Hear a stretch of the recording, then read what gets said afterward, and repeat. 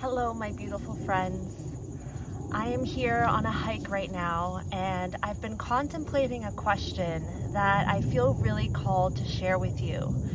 This is a really big question that I think a lot of the time we get too scared to really go deep into this question that I'm about to share with you. I know you've probably heard this question before, and oftentimes we bring it up and just kind of skim through it, or we laugh it off as if it's a joke. But I invite you, as we discuss and reflect upon this question, to be open and non-judgmental and hold space for whatever comes up for you as you reflect on this inquiry. And the question is, if you knew that you were going to die, if your time here on earth was going to end in a month, in 6 months, in a year from now, what would you do? Is there any particular way that you would change your life? Is there a different way that you would view yourself and the world around you?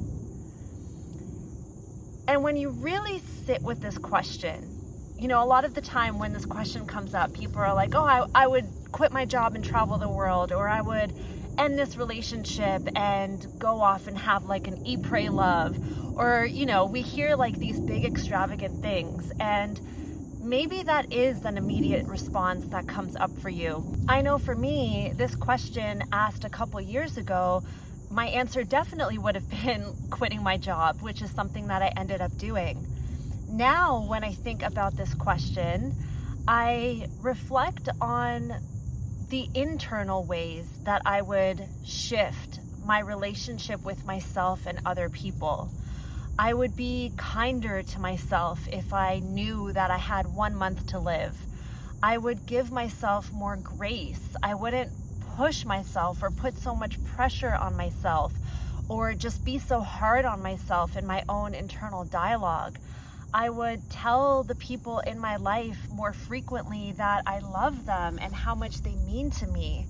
I would do little things, little acts of showing my love, maybe writing a little love note to my partners or my best friends, or sending them little texts here and there spontaneously, just when I'm thinking of them, without a purpose, without a reason.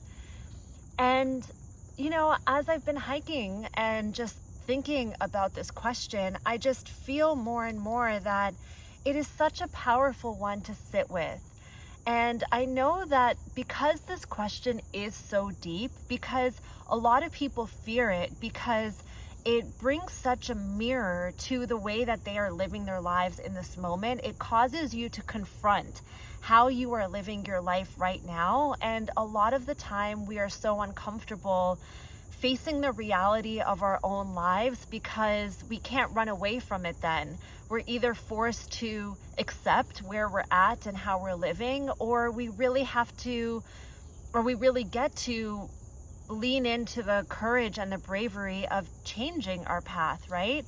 And I think that's why a lot of the times with this type of question, we tend to fear it, or we just tend to not even want to go there. And what I invite you to really play with, if you do feel called to sit with this question yourself, maybe go for a hike and think about it, notice what comes up for you, or journal on it. But as you reflect on it, definitely do so with kindness. Do so with compassion. Do so without judgment. Notice if your internal dialogue, if your internal narrative is one of judgment when you come to this question, and if you're judging yourself for not doing things differently, you know. And again, noticing how we tend to be so hard on ourselves. But I do believe that there is a lot of value and a lot of wisdom that comes from sitting and marinating on this very difficult, confronting question. And know that it doesn't mean that you have to change anything. You don't have to change anything. It doesn't mean you have to quit your job tomorrow, or just go on this spontaneous, venture in your life. You don't have to do any of that unless you truly feel called to. But I think the beauty of asking ourselves these really deep questions like this is that it allows us to plant a seed in our mind or in our hearts. It allows us to get really honest with ourselves, because this isn't about anyone else. This isn't about how your life is being perceived by the external world or the physical manifestation of the things that you have. This is truly an internal inquiry, a deep, profound question that allows you to just get honest with yourself. And as you do so, you begin to plant the seeds of what might be calling to you, or what might be feeling really true and authentic for you, so that you can just be open to the different possibilities that are available for you in your life.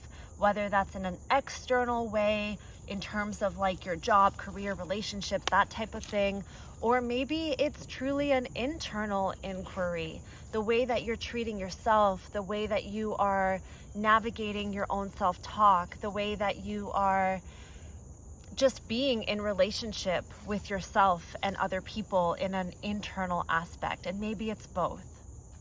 But I felt really inspired and called to just pull out my camera and share this with you, because I think that there's just so much wisdom here if we give ourselves the grace, the kindness, the space, compassion to ponder and sit with and reflect on this type of question in your own life.